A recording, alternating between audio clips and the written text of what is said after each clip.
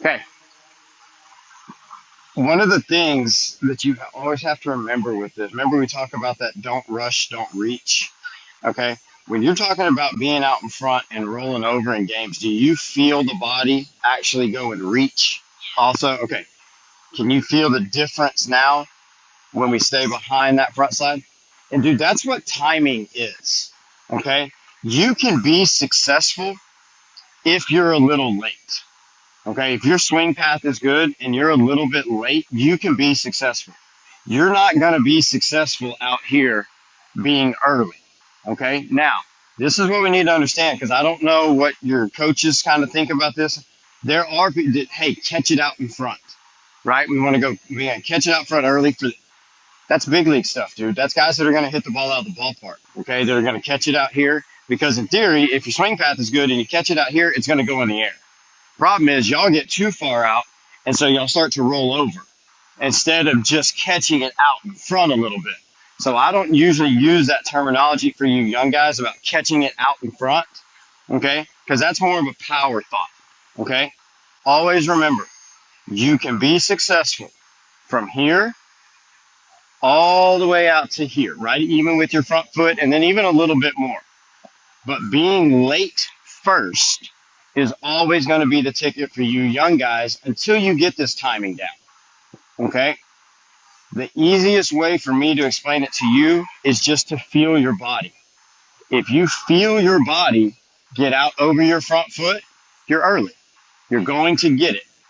If you feel like you can stay centered and you feel pretty fast with your turn, then you know that your timing, you're at least letting the ball get to the hitting zone. Okay? Now you may be late. You may still be a little bit early, but it's not going to be that weak out in front, just flip your hands at it. Oh, I think 100% because even his first couple swings in here, even, I mean, he was almost ran into the front of that. Yeah. And early is a major problem for young players because y'all get anxious and you have some nerves. Okay. I want to hit, I want to hit, I want to hit. And then on top of that, most of you have, I don't want to swing and miss. And you put the combination of those two things, I got to get a hit, I got to get a hit, and don't swing and miss. Well, heaven forbid, you're just out there slapping at it. Okay? Number one, you don't have to get a hit. You have to swing at good pitches and hit the ball hard. If you get a hit after that, great. But if you put that, I got to get a hit pressure on yourself, that's just added and not needed. Okay? And then afraid to swing and miss.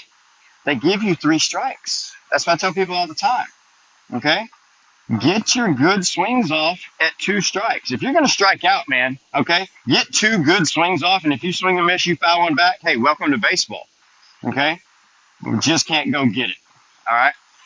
As far as the rhythm goes, okay, when do you think you are starting your load phase? Like when the pitcher's doing what? When do you think you're starting? When he separates? Okay. Have you seen that on video to check that? Because that's the right answer. But most young players can say that because they've heard that. But if you truly look at it on film, y'all wait till that guy's like foot down and about to release. And then it's like, oh no, I got to go. And when you rush the load, so you're late starting, that generally leads to being out front. And so everybody goes, oh, they're early. No, you were late starting, and so you rushed. 2 totally different things. Does that make sense? Okay. We want to make sure that we can start early enough. Because, dude, if you start early, and let's say you start too early, right? Okay, I'm going, and I'm early. Well, now I'm just in launch, and so I'm hitting from launch. Okay? If you're late starting, your body never has time to get into that launch or proper position to hit. Okay? Make sure that we're starting on time. With this, we're going to go into full now. Okay, full swings. When my hand drops, I want you to start your load phase so you can feel that really slow control move. All right? Okay, we can get out of the box.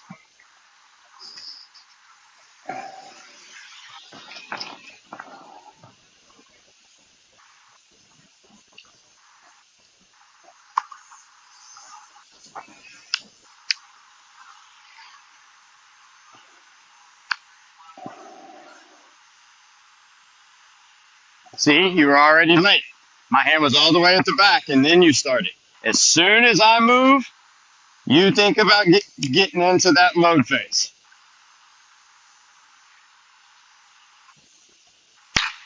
Now, that one you fell back from. That was just a weak fallback swing.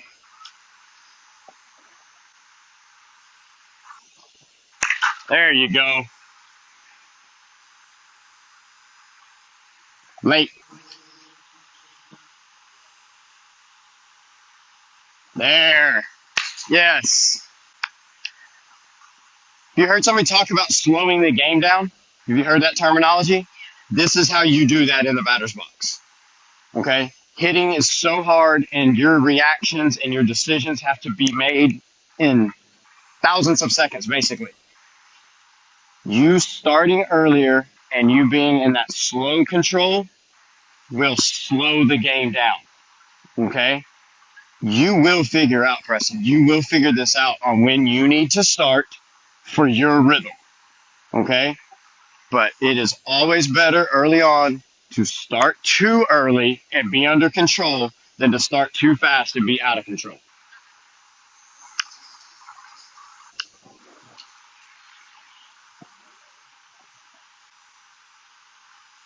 Good.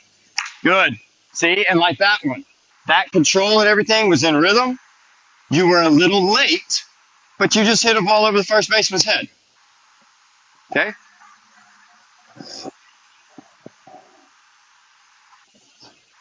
Tough pitch. Oh, don't worry about that. I put that there for the drill. There you go. Rip, rip.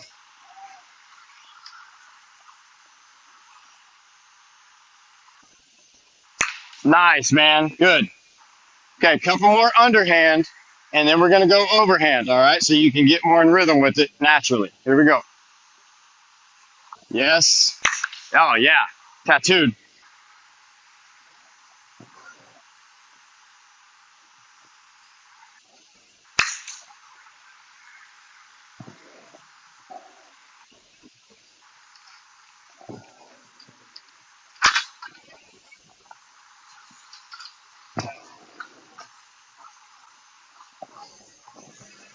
All right, my man. Now, I'm going to go through a windup, okay? We're going to see when you actually start.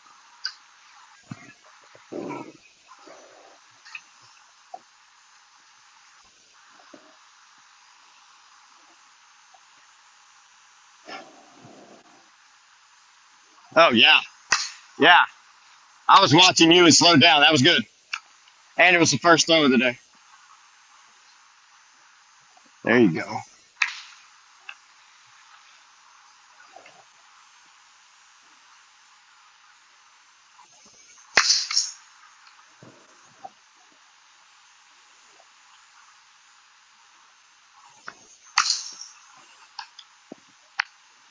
How you feel about that?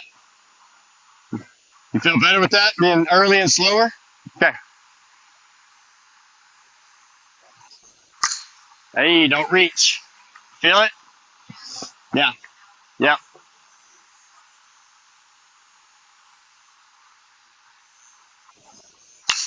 There you go. Good. All right. Now with this arm, I'm just going to put this out in front. And you can do this at home, man. Just put you something right out in front of home plate. Okay. Get into launch position. Remember, all that good stuff happens, right? From right here, off that front hip deep. Come to me here. Out here, Bubba. Okay, that's you wanted to start pulling off again. Right there, and then you can get all the way to there. You start getting past this there. Oh, see it? Automatically wants to get out here and start rolling. Okay, not underneath, strong there. Okay, we don't want to get into this. Okay, let it get behind the pole.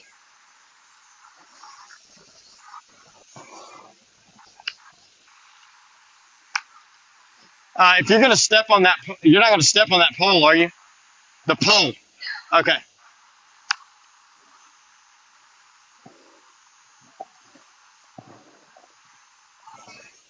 there you go.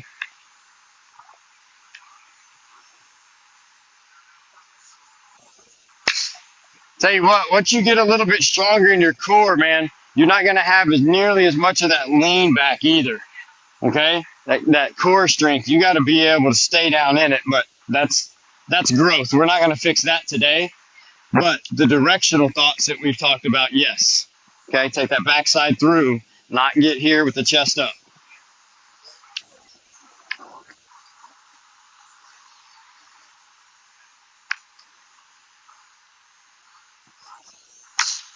That was a better swing. That was a good turn.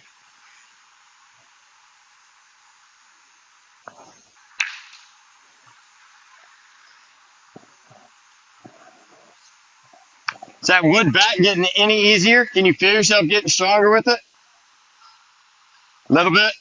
You're controlling it a little bit better. It's still got a little bit on you, but you're controlling it better.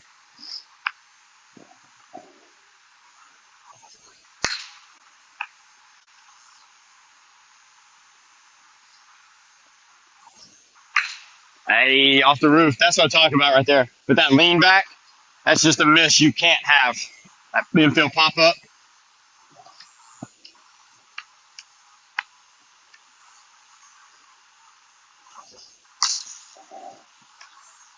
All right, grab your game bat. Let's look at this for a minute. You need a drink? You all right? All right. Do you have your game bat, drop eight? Yeah, let's look at that real quick.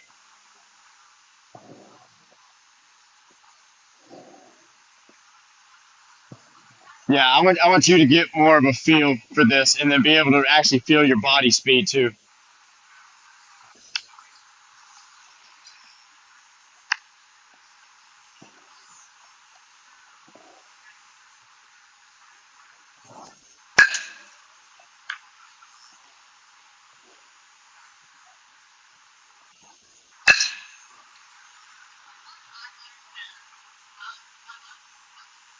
That one was?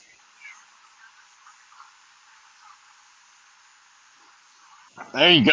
Oh, yeah. Bro, that was beautiful. Did you feel that little hesitation almost at the top? That little pause? Now, you don't have to do that every time, but that shows that we have control over what we're doing. You know, you started earlier, it's like, oh, I can hang out for a second and then go. Okay? That was nice. You like that? Beautiful.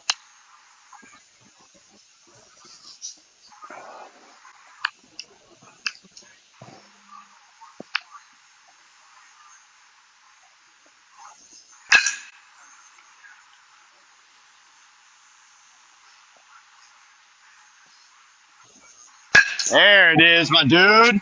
Yeah, rip, rip.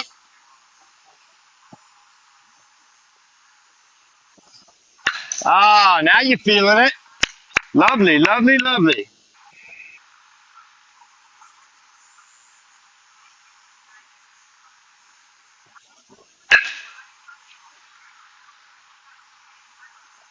You're doing great.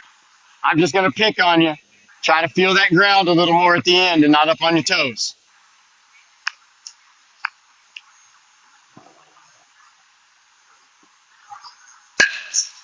Tattooed, my man. Great balance, great direction. Nice shot.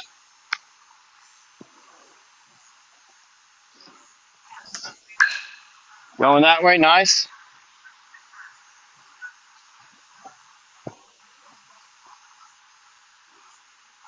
Oh, good take. Stuck in my hand.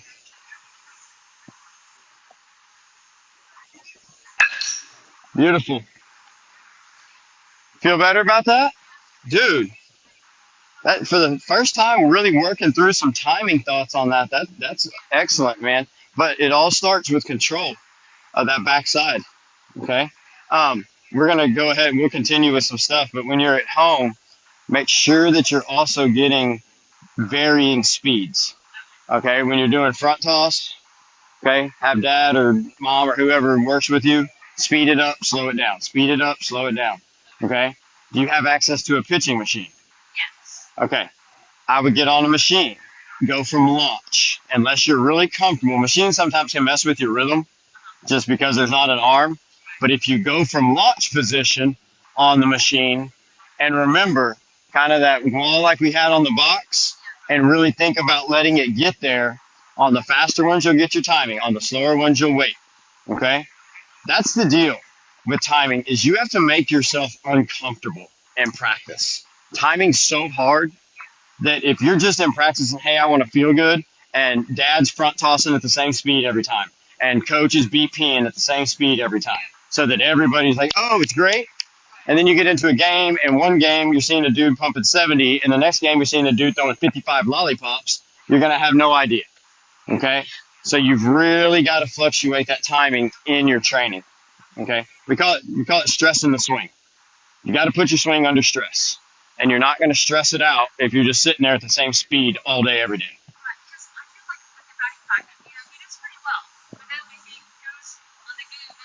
Again, it's a youth hitter thing. And unless you have an instructor or a coach that really knows, or you had a dad or mom that played at a high level, you wouldn't think about that. Hey, I'm having trouble with timing. I need to go have a pitching machine throw me 10 pitches at 70 and then 10 pitches at 60 and then 10 pitches at 55. Like that's not going to go through your brain, right? But that's how you work on it. Okay, is you've got to fluctuate it. Absolutely.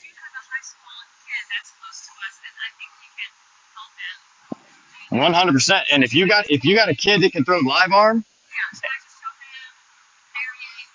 yes. And I would start with just fastballs. Hey, we're gonna throw fastballs this speed, and then we're gonna throw fastballs this speed, and then you can move into changeups or curveballs. But what I wouldn't do right now, when you're really trying to kind of lock in, is go into that like highly competitive. Like I'm gonna mix up 3 pitches on you. Like you don't know what's coming. Fastball, curveball, changeup. Don't do that to yourself yet. Just the fastballs right now for the speed variations, because we'll work on spin recognition and all that stuff later. But you got to be on time to the fastball. Good, good. All right, my man. Let's pick those up.